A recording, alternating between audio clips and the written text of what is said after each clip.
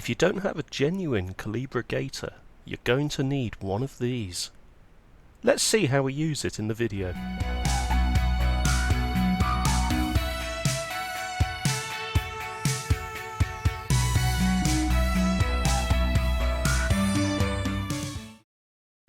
There seems to be a problem that affects certain 90s and noughties era Vauxhalls, and it is the poor quality lever that you find typically around the gear stick and also the handbrake.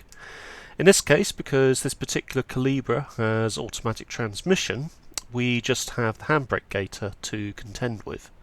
Now normally to remove it you would just pop up that little flap there. There's a single screw that you would undo, and then the entire gaiter assembly should actually slide forward. What I did in this instance was I removed the entire console so that we could actually clean underneath the console itself. And the console is held in by a total of 3 screws. There's a screw right at the front, just above the electric window connector, and there's a couple of screws that live underneath this rubberized pad. Removing those allows you to slide the console up and out of the car, and we actually left the gaiter in place whilst doing this.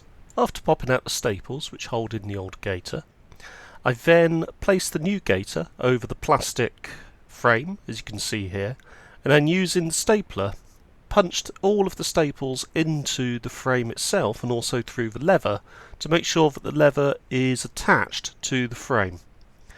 I then had to refit the frame into the console. Now this actual particular stage was quite fussy and quite difficult to actually do. If you are going to be buying one of these, try to get either a genuine GM one, which should have that plastic frame, which would make changing the item a bit of a doddle, or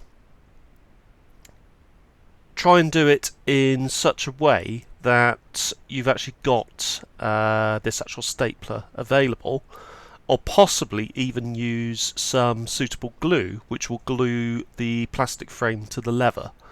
I opted for the stapler because I was at the show, didn't have any other glue available, although to be honest I could have actually bought some, but I decided just to use the stapler instead, and it did work. I added a few more staples to match the number that the original shroud would have had, and then it came to actually refitting it to the car, and we'll be covering that in the clip that is coming up. The point of refitting the centre console, the best way to do it is without the sheath attached, because the sheath itself actually slides from the front and locks in here at the back. So I've located the front screw. This actually sits here, guided by these pins into the loom connector, and incidentally this will actually lift up and allow you to unplug the window switch loom. The window switches are here, as you can see. And what this actually does is the centre console has a couple of ribs on the side that lock into this centrepiece here.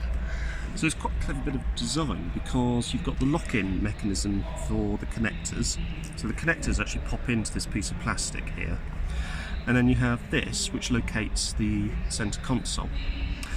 This screw here doesn't actually connect to anything, but that's the one that you would screw up when you are bolting in or screwing in the handbrake sheath. And then obviously you've got 2 at the back, which are currently lined up.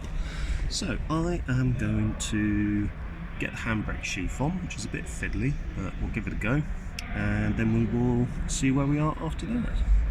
After a fair amount of fiddling, there it is, nicely in and looking much better than the rather tired example that was there previously. Anyway, if you like this video, don't forget to hit the like button, don't forget to subscribe, I'll see you soon.